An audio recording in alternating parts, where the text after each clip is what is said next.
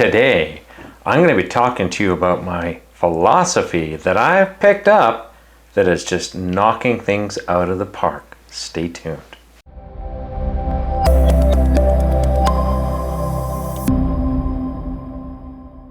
Hey, Frank Thomas here from Wealth Generation Strategies. Today I'm going to be talking to you about a philosophy that I picked up from a course I've been doing for the last 6 months or so. But I've really taken one of the things it keeps saying in the course to heart, and I've adopted this philosophy through my whole entire life. That philosophy is, don't try to be perfect. Work towards perfection. Don't try to be perfect. In doing that, always try every day to make something 1% better. Now, what does that look like?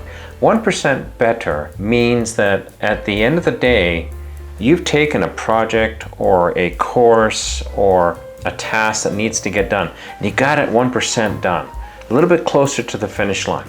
Sometimes you're going to get 2% or 3%, sometimes you're going to be -1. But the whole gist here is you're working towards getting there 1% at a time. Now, what does this do for you?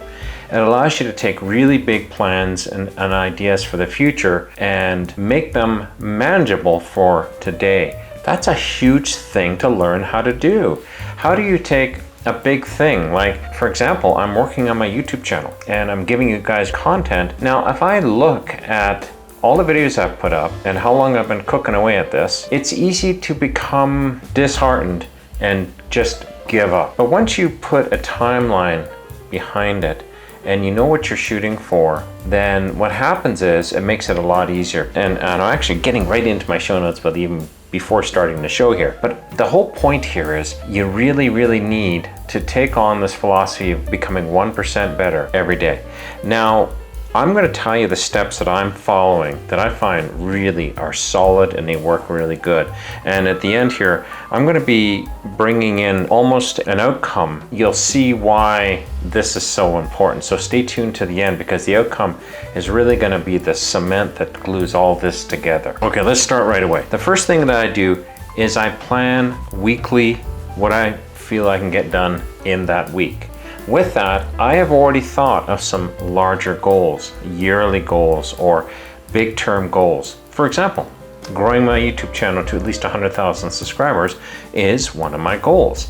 Now, I have also put a time frame on that. So I'm trying to accomplish that goal within that time frame. Now, with that, I am every day picking a task, and this is my second point. Every day in the week I pick something that I can improve by 1%, whether it's my editing or it is what I'm talking about, my presentation skills, my storytelling. I'm always trying to get something 1% better.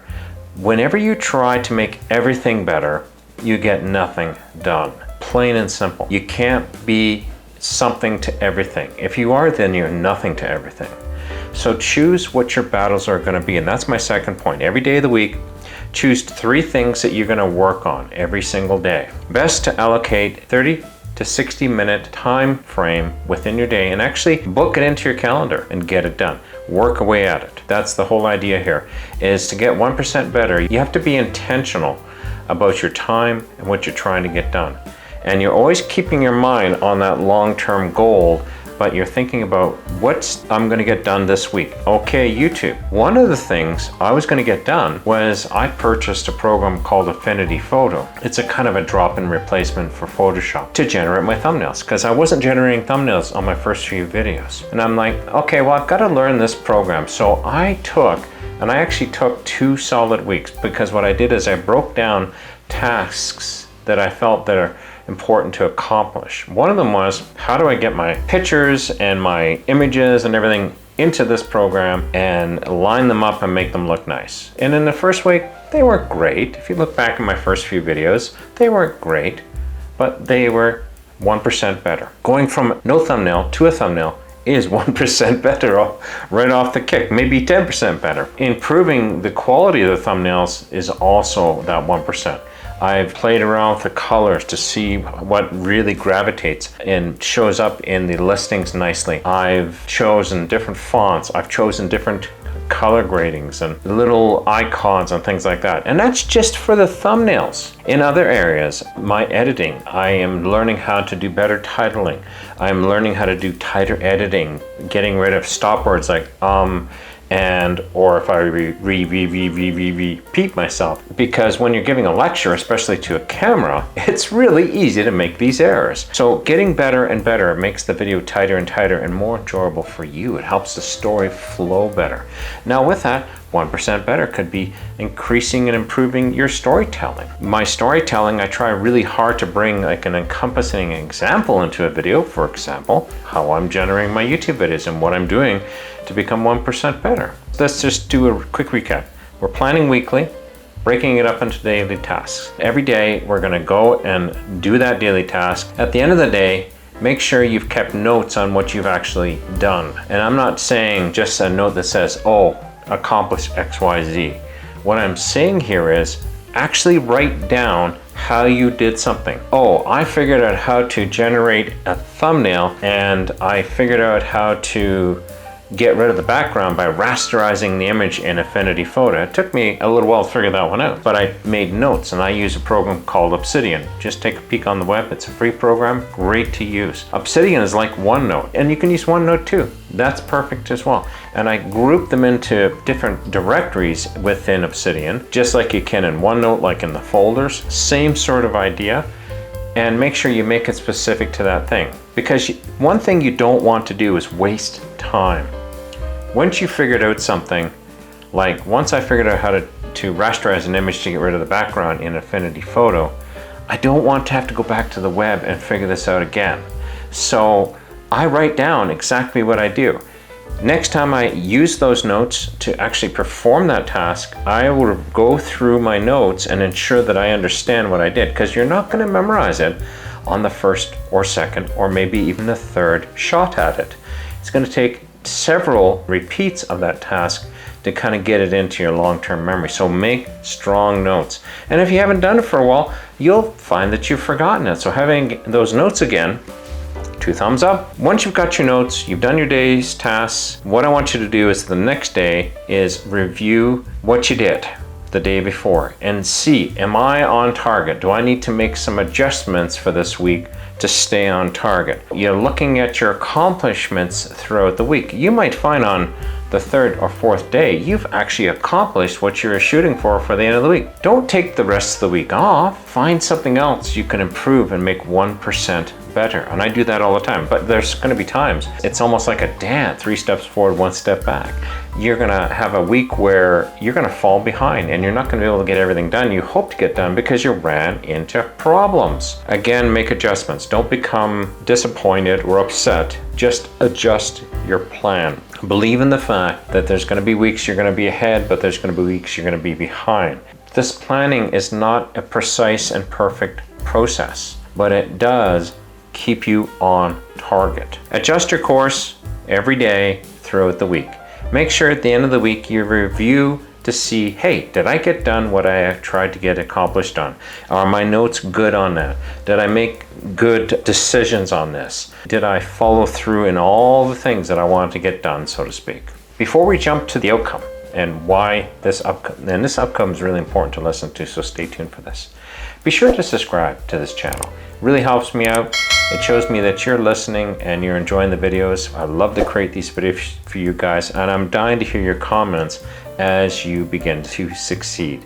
So please leave me a comment. I really appreciate it. Let's get to the outcome. So the outcome here might sound a little obvious, but in some ways it's not. When you are doing this process of becoming 1% better and focusing on becoming 1% better, we throw away perfection, throw it in the dumpster. We're not trying to be perfect. We're trying to be better. Every day we're trying to be a little bit better. We're trying to accomplish perfection, but we know we'll never get to perfection. No matter how old we will get, perfection will always be a little out of reach. And that's something we just have to accept. But when we do this, what's going to happen is you're going to discover you're going to make quantum leaps in how long it takes to get things done. In other words, your time frames are going to shorten dramatically. You're going to get a lot more done, and you're going to make tremendous leaps in what you're doing, your collective thinking of your goal and where you're going is going to refine itself as you're performing this process, and it will motivate you even more. You're gonna all of a sudden discover this 1% better rule is gonna creep into everywhere in your life. For example, I'm a contractor, so I don't work for any one company. I work for basically the highest bidder is what I work for. What happens is I work for multiple companies. I could be there for a week, a month, a year. Every situation's a little different, but I'm always looking at becoming 1% better even there. What I'm doing worth my 1%? Is where I'm going getting me to my goals 1% every day? Am I developing bad habits that are going to hold me back and not let me get this 1% done? I found that when I take time to review even what I think is negative, there's times I discover that I need that piece and it's truly a positive. For example, I've been on a few contracts where I've worked with very old technologies. And it's like, oh, I hate working on the old stuff. I'm a developer, if you don't know, just so you know. I hate working on the old stuff. Oh, it's just terrible. Oh, I'd rather work on new dev stuff, like new development and, you know, the cool stuff and the latest technologies and that. We always do. But you know something? I have learned so many lessons by working on the old stuff that no matter how much things change, they stay a lot the same, which is really incredible. I'm looking at technology that's 15, 20 years old and technology that's months old. There is so many similarities. Here's an interesting point that comes out. What happens is you get companies, a lot of them are still using this old stuff over here and they want to use the new stuff. So what happens is there's going to be a crossover point when companies start in mass wanting to get over here. Because I've been working on the old stuff over here, I have the experience with it. And I am getting the experience with the new stuff over here. And I can build a bridge between the two. Oh my lucky stars. It makes me in this situation so valuable. And I didn't even realize it until I did a bit of an accountant's. And that's that bonus point. And you know, one of the points was to review your previous week, day, and week of accomplishments. Do take time to think a little more abstractly about those things. And all of a sudden you're going to make these quantum leaps in thinking and you're going to go, oh, I really need to make sure that I understand how to get from here to here. Because companies don't care that you know the newest whiz-bang thing. What they care about is that you know how to get them from here to here. And you can do it in a very low risk manner. That's what's important to them. So you got to think about what's important to them. So hopefully you've enjoyed this video. I've got some other really great videos that talk about why you need a budget. Oh, I know everybody hates having a budget, but it's a good video to watch. It should be showing up on the screen right now. If you haven't seen it, please run on over there and watch that, and I'll see you in that video. I'll talk to you soon. Bye-bye.